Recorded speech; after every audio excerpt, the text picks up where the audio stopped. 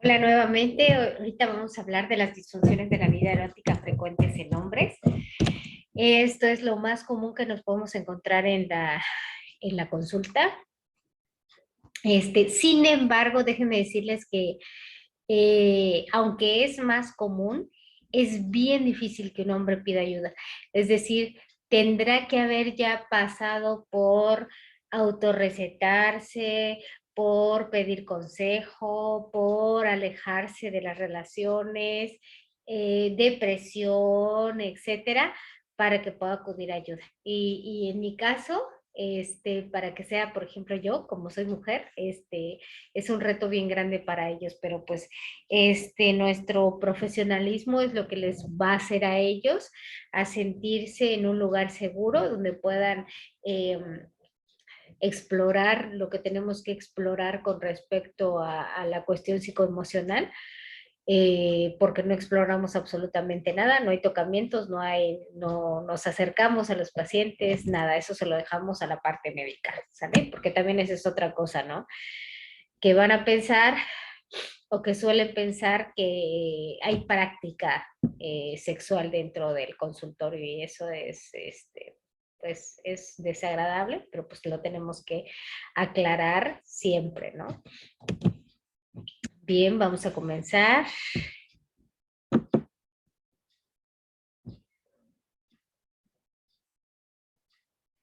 Está un poco lento. A ver. Ok, sí. Bien.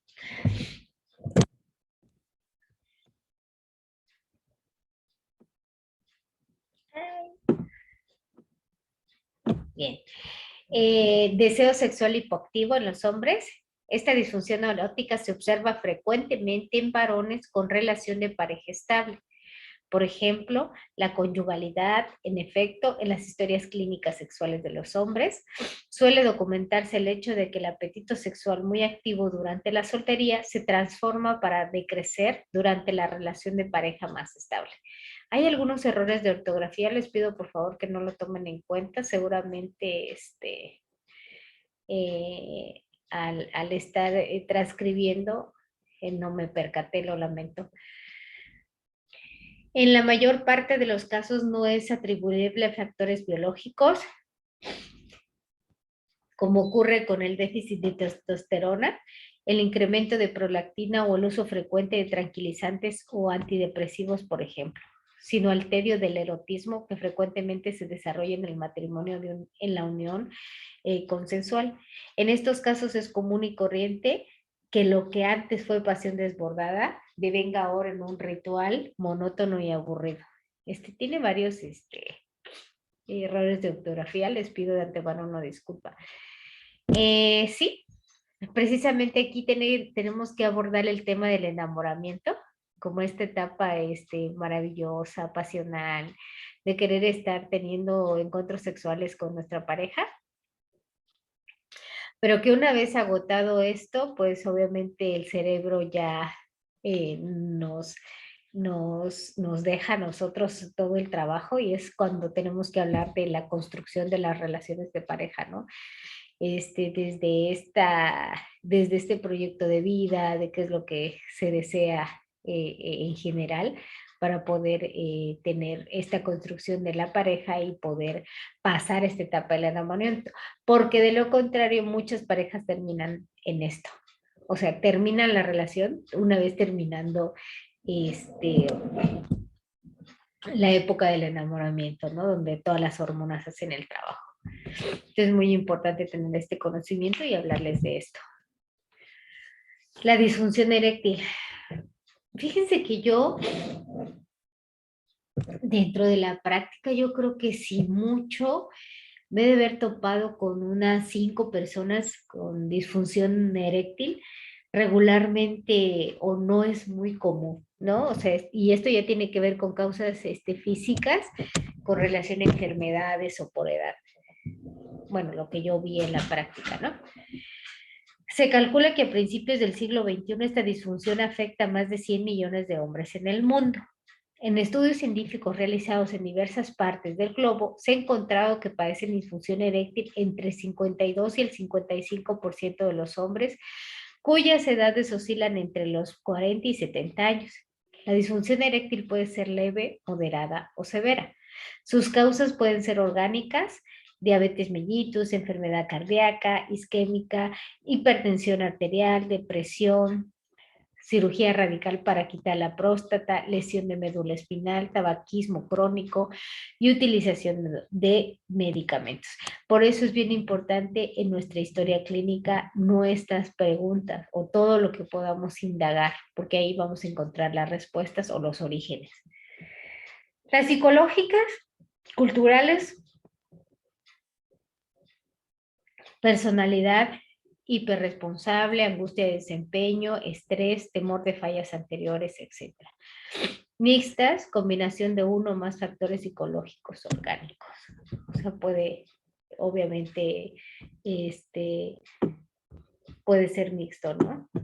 No siempre tiene una cuestión que tenga que ser o física o psicológica, sino que por supuesto que puede ser combinado.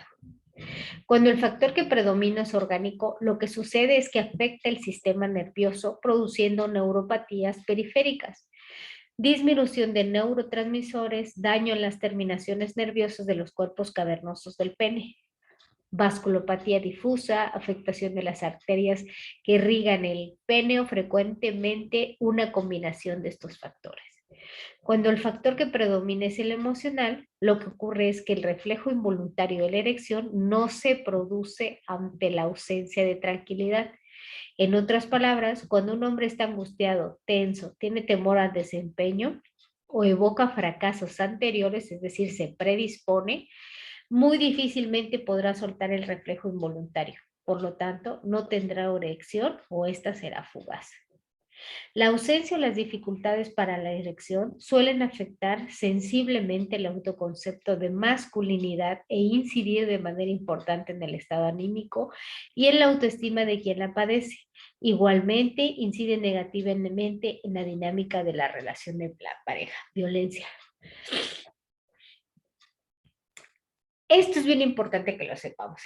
Hay cosas, por supuesto, que no nos vamos a involucrar y no nos vamos a meter cuando se trate de cuestiones biológicas que tengan que ver única y exclusivamente con los médicos.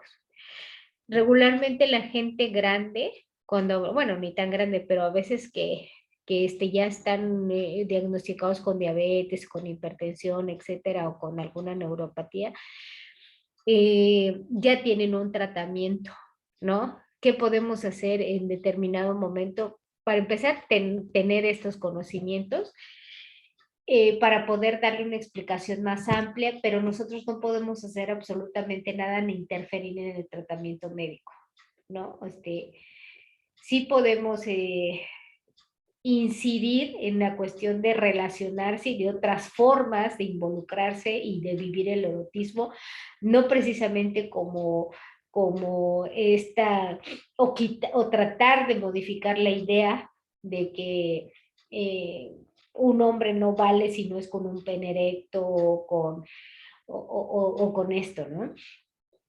Y tenemos que incidir mucho en esta parte nosotros, o sea, no nos vamos a meter en la parte médica, al menos que seamos médicos, por supuesto, pero sí tenemos que conocer qué es lo que está pasando y qué es lo que está causando para que entonces nosotros le ayudemos a encontrar las respuestas y la forma en que va a solucionar su problema. Si no lo va a solucionar al 100, al menos que aprenda a vivir y a ver su erotismo de una manera diferente. Yo creo que esto es bien importante y como sexólogas y sexólogos es nuestro trabajo poder incidir para que la sexualidad de la persona tenga otra vivencia, ¿no? Desde otras perspectivas, no tan genitalizadas, porque precisamente si estamos hablando de que los hombres miden su masculinidad a través del pene, si hay una falta de erección o una eyaculación precoz, pues por supuesto que se va a ver afectado su autoconcepto de hombre. Entonces nosotros tenemos que incidir para que pueda ver y vivir o hacer su vivencia erótica de una manera diferente a la tradicional, no genitalizada, por supuesto. En la actualidad existe una gran cantidad de recursos terapéuticos para tratar la disfunción eréctil y dependiendo de la etiología y el grado del que se trate. Se han utilizado con buen éxito fármacos vasoactivos orales, supositorios intrauretrales, inyección intracavernosa de fármacos vasoactivos, dispositivos o bombas de vacío y tratamientos quirúrgicos como implantes penianos, meables o sumergidos o cirugía de revascularización. Se calcula que cerca del 90% de las intervenciones terapéuticas serían exitosas si se emplea tratamiento oral vasoactivo, psicoterapia sexual integral o bien si procede una combinación de ambos.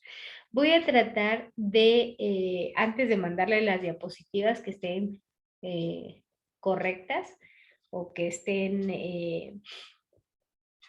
hechas las correcciones porque sí me parece que hay demasiados errores, no sé en qué momento pasó, pero pues es lo que es lo que voy a hacer antes de que, para que tengan la información de la manera más clara posible. Alteraciones negativas de la eyaculación. Estas alteraciones se agrupan en el rubro conocido como discontrol eyaculatorio. La respuesta sexual humana consta de 3 fases fundamentales: deseo, excitación y orgasmo. Fundamentales, acompañadas de algunos fenómenos conexos. La meseta, que es la fase sostenida de duración variable que precede a la sensación subjetiva de placer, orgasmo, y a las contracciones mioclónicas involuntarias. La resolución que estriba en el retorno del orgasmo, del organismo al estado basal luego del orgasmo. Y la refracción o periodo refractario, consistente en el tiempo que transcurre después de la resolución para que el organismo de la persona, del hombre, esté nuevamente en capacidad de responder eróticamente. En el caso particular del hombre, también se presenta la eyaculación. Es necesario precisar que el orgasmo y la eyaculación son fenómenos estrechamente vinculados, pero fisiológicamente bien diferenciados. Y fíjense que aquí se van a encontrar con algo que es bien común. Resulta que no lo saben diferenciar. Es decir, no saben diferenciar entre el orgasmo y la eyaculación. O sea, regularmente cuando estamos en la entrevista, no van a saber qué contestarles o de qué manera lo viven. Regularmente para la mayoría de los hombres, tener una eyaculación es sinónimo de orgasmo, de placer. Ahora bien, el orgasmo estriba tanto en las contracciones musculares espasmódicas como en la sensación de singular belleza que desde las sensaciones y el sentimiento proporcionan un pico alto de placer erótico. La eyaculación, en cambio, es la simple salida del semen. Hay que explicarlo. Fisiología de la eyaculación consta de 2 etapas. La emisión, que es el impulso del semen, que procede de la próstata, las vesículas seminales y los conductos deferentes hacia la reta prostática. Y la expulsión o eyaculación propiamente dicha, en que por efectos de las contracciones de la uretra y los músculos de la base del pene, se propulsa el semen a través de la uretra anterior, hasta salir por el meato, que es el orificio por el que también fluye la orina. Todo esto tenemos que explicar. Este es parte de nuestro trabajo en la consulta. Es por el desconocimiento, obviamente, de nuestro cuerpo.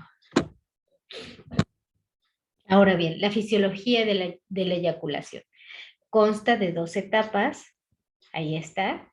Que la emisión, que es el impulso del semen que procede de la próstata, las vesículas seminales y los conductos deferentes hacia la uretra prostática.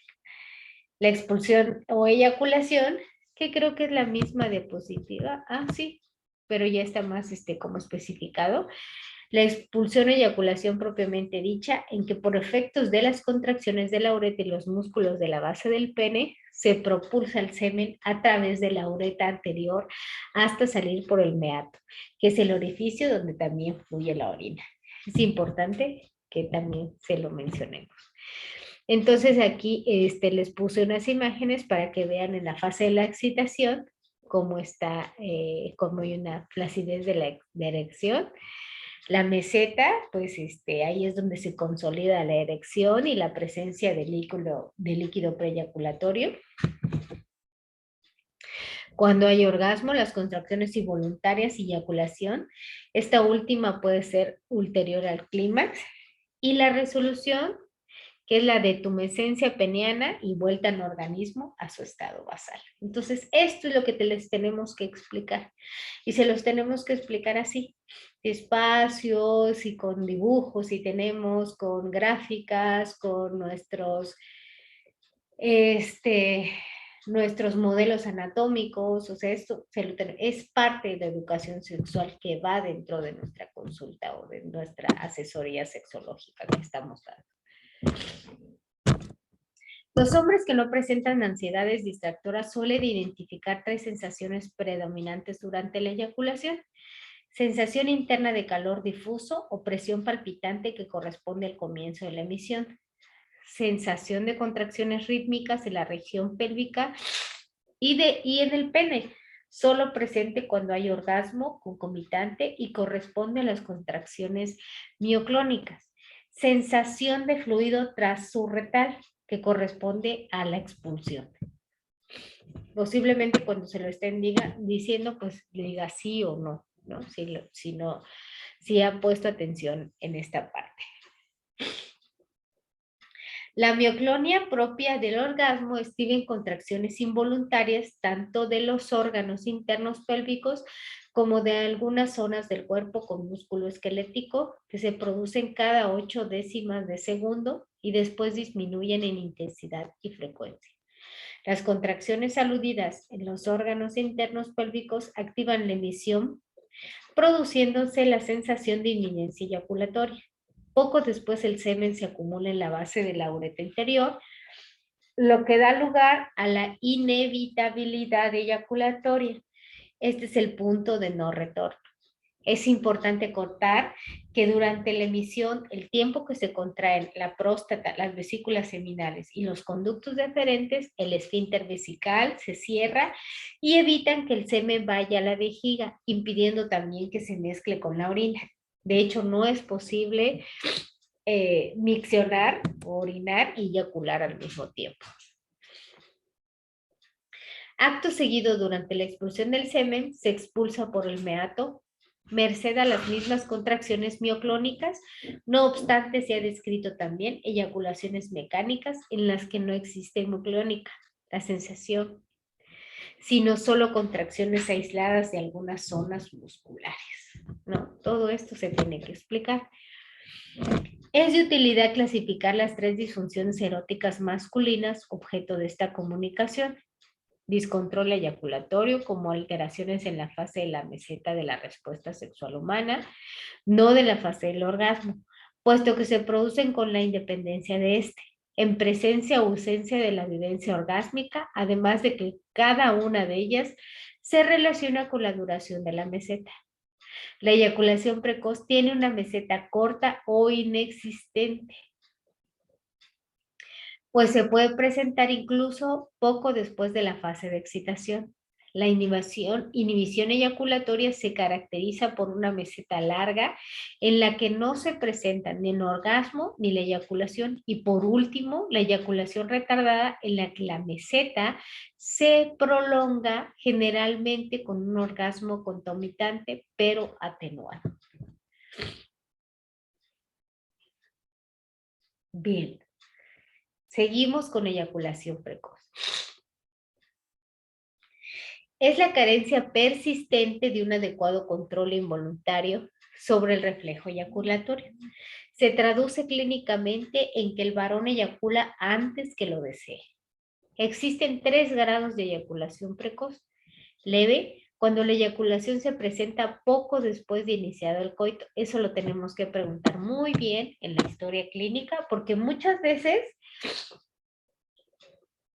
es tanta su desesperación de la persona que nos va a ir directo al grano, nos va a decir, ¿sabe qué? Es que yo tengo eyaculación precoz o eyaculo muy rápido o no aguanto, regularmente esa es la palabra que utilizan, ¿no?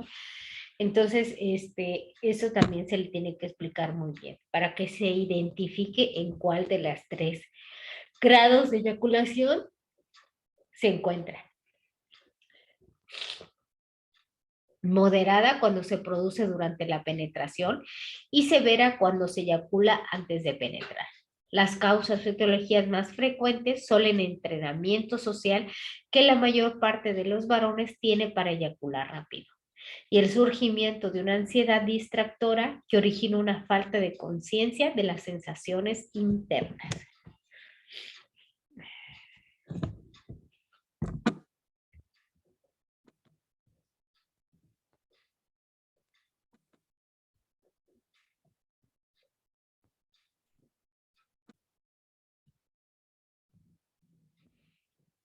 Es común observar que el erotismo de la mayoría de los hombres es burdo y apresurado y que le dan escasa importancia a las caricias o al juego erótico previo. No me gusta esta palabra porque si hablamos de juego previo, ponemos en el centro de la relación erótico coital al coito o la penetración y en la sexualidad se busca que nosotros entendamos o que las personas entiendan, que las personas que pueden a nosotros entiendan que el centro de una relación erótico-coital no es la penetración, sino que existen diversas formas de satisfacernos, ¿no? Entonces, si bien no hay datos definitorios sobre su prevalencia, sabemos por estudios de 15 y colaboradores que 3 de 4 hombres eyaculan antes de 2 minutos luego de penetrar y que según Master y Johnson y Kaplan, es la más frecuente de las disfunciones sexuales masculinas. Es cierto, se lo van a encontrar muy frecuentemente. Según el New England Journal of Medicine, la eyaculación precoz afectaba a 36% de los hombres estadounidenses en una muestra no clínica, lo que le equivalía a 10 millones de afectados. Según la misma fuente, era la queja más frecuente de los centros de atención de problemas sexuales.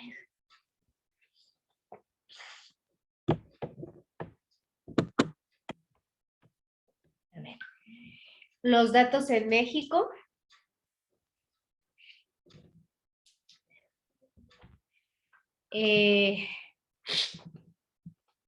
Estudiaron a 136 pacientes en AMSAC, en el 91, y encontraron eyaculación precoz en un 31%. En 138 hombres se encontró también que el 31% eran eyaculadores precoces. En el 2001 se encontró que la eyaculación precoz presentaba 40% de los motivos de consulta de los varones con disfunción erótica que acudían a la Sociedad Mexicana de Sexología Humanista Integral, INESEX. Sin embargo, se piensa que presumiblemente la prevalencia es mucho más del 40%. Y ahorita yo me atrevería a decir que mucho más, ¿eh? O sea, hay muchos chavos que están iniciando su vida sexual y que ya están con problemas de eyaculación precoz. Y que pues no acuden a consulta, ¿no?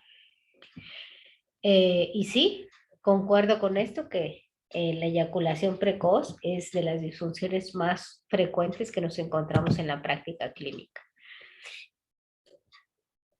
Los mecanismos íntimos que dan origen a un severo acortamiento de la meseta son la falta de percepción de las sensaciones premonitorias del orgasmo y una serie de cambios químicos y eléctricos que en el sistema nervioso central por ansiedad podrían acelerar la eyaculación. Así, el varón que eyacula precozmente no es capaz de distinguir la frontera virtual existente entre la inminencia y la inevitabilidad eyaculatoria, pues esa especial de señal orgánica que avisa al hombre que se acerca el momento del orgasmo o del máximo placer no es captada por él. Quien merced de una gran ansiedad se distrae cuando siente que la eyaculación se aproxima. Es porque ya está ahí, es decir, ya se produjo la expulsión del semen. El diagnóstico de eyaculación precoz se puede realizar con relativa sencillez mediante una completa historia clínica sexual en la que la verbalización del consultante o la queja de la pareja son fundamentales. Aquí, regularmente, quien sufre más, por ejemplo, en esta disfunción bueno, no como más, con motivo de comparación, pero es la pareja, porque al final de cuentas hay una excitación, pero no hay más, no hay esa durabilidad que requiere la pareja. Y aquí nosotros también incidimos de manera muy positiva con la cuestión de otras formas de darnos placer, incluso la introducción de juguetes sexuales a la dinámica de pareja. Eso puede ayudar mucho a calmar la ansiedad de la persona eyaculatoria, en lo que también se lleva a cabo el proceso psicoterapéutico que vamos a tener con la pareja y para que sus relaciones vayan mejorando y sobre todo para que vaya bajando la ansiedad que tiene el eyaculador precoz, ¿no? Bases terapéuticas para un adecuado manejo de la eyaculación precoz: atemperar el ritmo, o sea, bajarlo, y las acciones ansiosas del consultante eyaculador precoz. Regularmente es una persona ansiosa, una persona que corre mucho, una persona con mucha autoexigencia, etcétera. Favorecer su concentración en las sensaciones eróticas, evitando la distracción sensorial del aviso orgásmico eyaculatorio. Promover la percepción de las sensaciones premonitorias que permitan al hombre discernir entre la inminencia y la inevitabilidad eyaculatoria. Adiestrar al varón en el control de reflejo eyaculatorio. Estrategias específicas de tratamiento, psicoterapia sexual integral, métodos y técnicas específicas y coadyuvantes del tratamiento. Medicamento, aunque venden muchas cosas sin receta médica, pues siempre nuestra primera opción, nuestra primera recomendación tendrá que ser que acuda con el urólogo para que él descarte cuestiones fisiológicas y entonces se puede iniciar un tratamiento, ¿no? Eso es bien importante que nosotros lo tengamos en cuenta. La eyaculación retardada es un retraso involuntario del reflejo eyaculatorio con orgasmos concomitante atenuado de presentación persistente o bien como el persistente retraso en la eyaculación por prolongación involuntaria de la fase de la meseta. Es poco frecuente, no obstante se presenta entre un 10 y 15% de los motivos de consulta por disfunciones eróticas masculinas. Su etiología común: factores psicógenos y factores medicamentosos y adictivos, generalmente agregados a la emocionalidad característica de la persona obsesiva, pero no necesariamente. Podría decirse que la eyaculación retardada es un grado menos severo de la inhibición eyaculatoria, pero a diferencia de esta, en la que no existe respuesta orgásmica, por lo general sí se presenta un orgasmo muy empobrecido y frustrante. Factores psicógenos relevantes.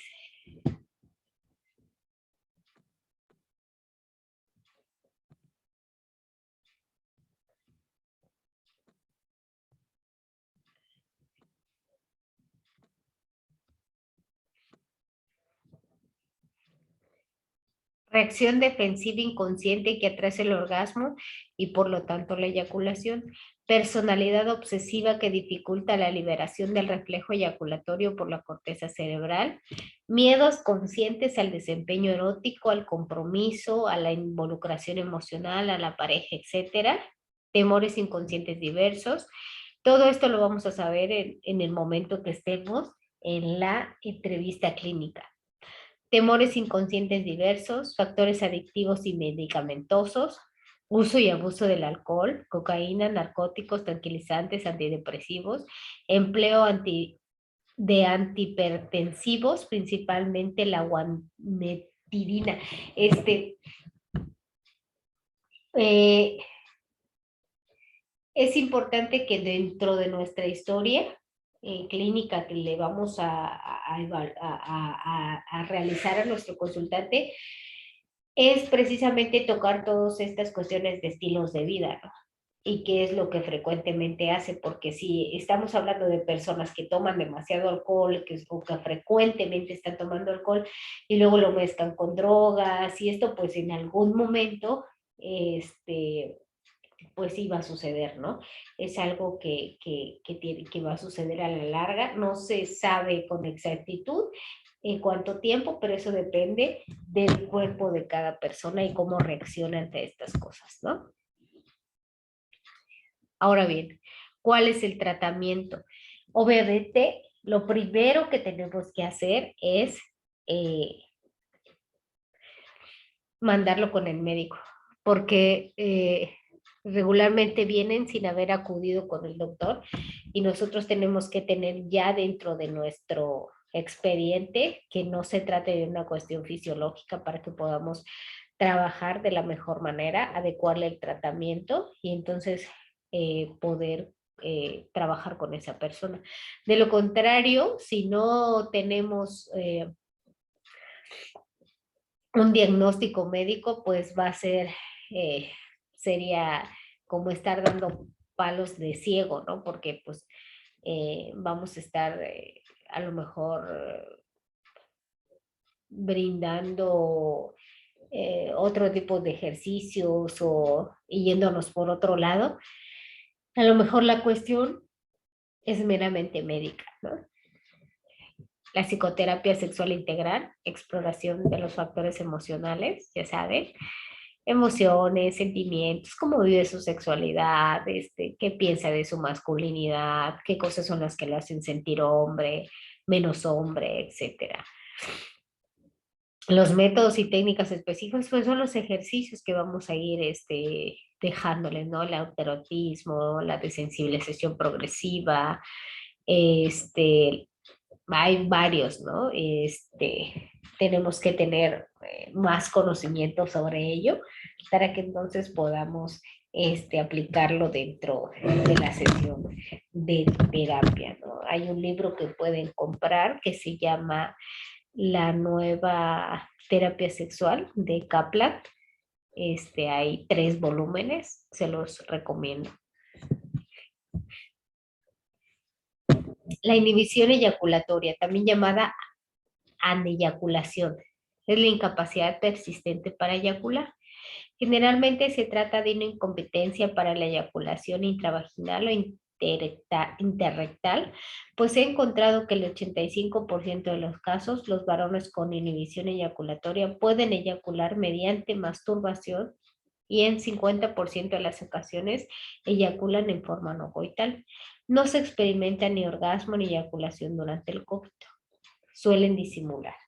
Representan el 5% de los casos de consulta por disfunción erótica en los hombres, ¿no? Tampoco me ha tocado. Posiblemente un par de casos, pero muy poco. Sí es muy poco lo que podemos encontrar en la consulta, ¿no? Regularmente es una persona perfeccionista, obsesiva, que es muy pendiente y concentrado de su desempeño. El hombre con aneyaculación habitualmente te observa su coito, por lo que es un factor que lo convierte en un espectador de su propia acción. el resultado final es que se distrae, ¿no? Está pendiente de su desempeño y se distrae en su sensación interna porque se concentra de manera excesiva en su actuación. Entonces, la meseta la prolonga y se diluye. Entonces, por eso no hay orgasmo ni eyaculación. Es importante descartar eyaculación retrógrada, ya que en esta sí hay orgasmo y el líquido seminal se pasa hacia el interior de la vejiga en vez de salir por la uretra, ¿no? Psicoterapia sexual en tratamiento, métodos y técnicas anticonceptivas, la exploración de sentimientos, sensaciones, los rasgos de personalidad, pues método no directivo, enfoque centrado en la persona, en sus necesidades, la información que definitivamente tiene que ser pertinente, las técnicas, la terapia psicocorporal ha mostrado gran eficiencia, entonces pues también entra dentro de los ejercicios que le podemos prescribir. El autoerotismo, las técnicas conductuales de sensibilización sistemáticas a la eyaculación, participación de la pareja, etc. Como comentarios finales, las alteraciones de la respuesta erótica masculina que se presentan durante la fase de la meseta y eyaculación precoz, inhibición eyaculatoria y eyaculación retardada son disfunciones en que su conjunto pueden considerarse formas variadas de descontrol eyaculatorio que afectan el factor tiempo de la meseta, ya sea anulándola, acortándola o prolongándola. En general, igual que la gran mayoría de las disfunciones de la vida erótica, son problemas clínicos con solución. Esa es la esperanza que les tenemos que dar a nuestros consultantes. La psicoterapia sexual integral constituye el sustrato básico que permite buenos pronósticos y resultados eficaces en periodos relativamente cortos. Por lo tanto, el personal médico es necesario que se capacite y entrene en sexología clínica y en terapia sexual. Es que eso ayudaría muchísimo, muchísimo, muchísimo a que la intención fuera mucho más enfocada y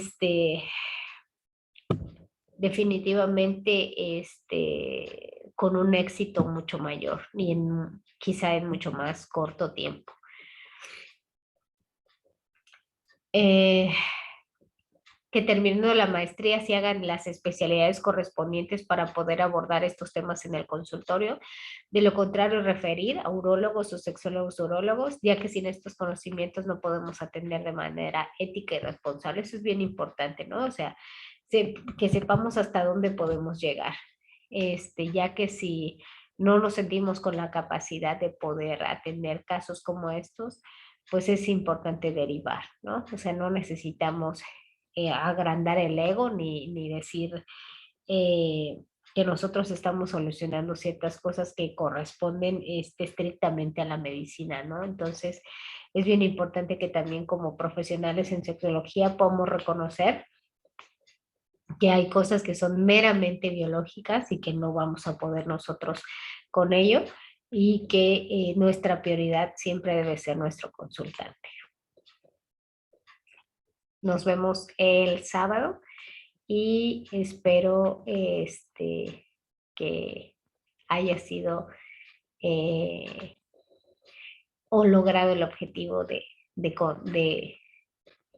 compartir el conocimiento o lo poco que yo puedo aportarles. Espero su retroalimentación y nos vemos. Gracias.